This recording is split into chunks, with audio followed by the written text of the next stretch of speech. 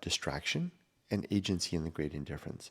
Distraction is what we do so that we don't have to witness a universe without God. So we tell ourselves all about the importance of ourselves and the fact that someone is watching over us and that we have a soul and that prayer works and that there's a hereafter and we'll see grandma again in heaven.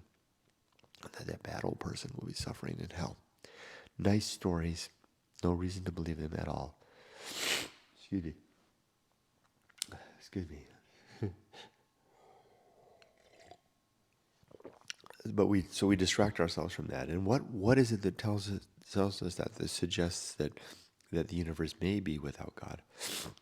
It's the apprehension of the great indifference, which is one of the characters in my book, Going Alone. It's the emptiness of the universe without God.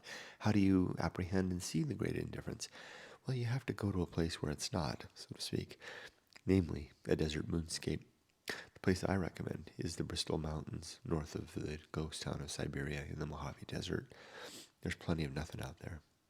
Just go alone and don't bring anything to save your life. But be forewarned, it may kill you out there. A very good chance of it, especially if you go in the wrong months. When are the wrong months? Anytime that's not between November and roughly April. Even April, watch out. November to April are the safest months, but even then, watch out. There's two killers in the desert: the winter killer and the summer killer, plus myriad others. But those are the two killers that are particular to that desert area. If you go, I still think though that if you went by my recommendation and went to where I suggested, you're not going to see a damn thing simply by virtue of the fact that I recommended it. You almost have to find your own damn Siberia and your own damn desert. Good luck. The places are out there, but it has to be devoid of life. Nearly so. Then maybe you'll apprehend and gain sight of the emptiness that is that howls of the great indifference. And then, how do you unsee that?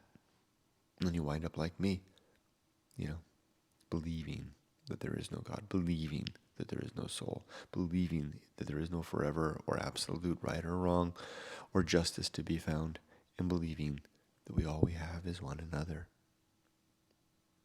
What do you do with that? Well, you could swallow a pistol and off yourself. That's what some people do when they feel like life has no meaning. Funny, just yesterday someone on Facebook was talking with me about that. My answer to that was, yeah, life may have no meaning. The universe may not offer us any recourse. There may be no God and no reason to think in absolutes. But that doesn't stop us from manufacturing our own meaning. In fact, we come ready built by nature with a mandate, which is to reproduce and get our genes into the next generation to have children.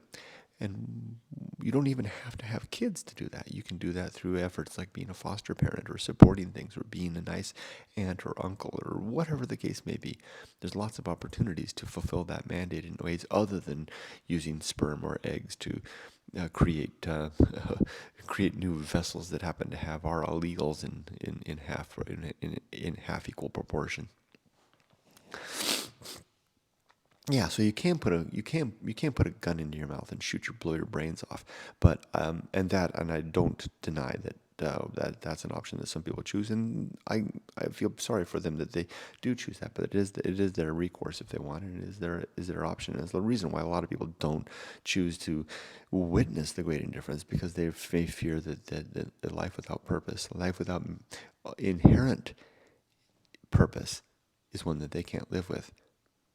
If you feel like you can take that chance, then I highly recommend attempting to witness the great indifference, and then making the effort to make a good life out of that. It can be done in spades, and it's better than the alternative.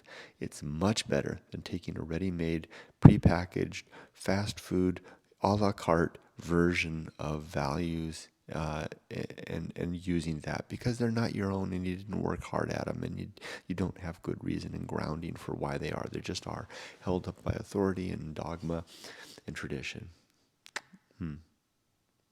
What you do get with that, though, is a ready-made community, and there's a lot to be said for that. But you can have community with my alternative too, but it's a little it's a little bit of a sparser community, but you certainly can do it. Yeah. And boy, I spent a lot of time on those two: distraction and agency, and the great indifference. The witness of the universe without God, and then how we tend to distract ourselves through our work and our play and our hobbies and our sports and our politics and our religion and our God, into convincing ourselves that we're not alone and that there is a forever and there is a God that will watch out for us and it's not all on us. You can have that.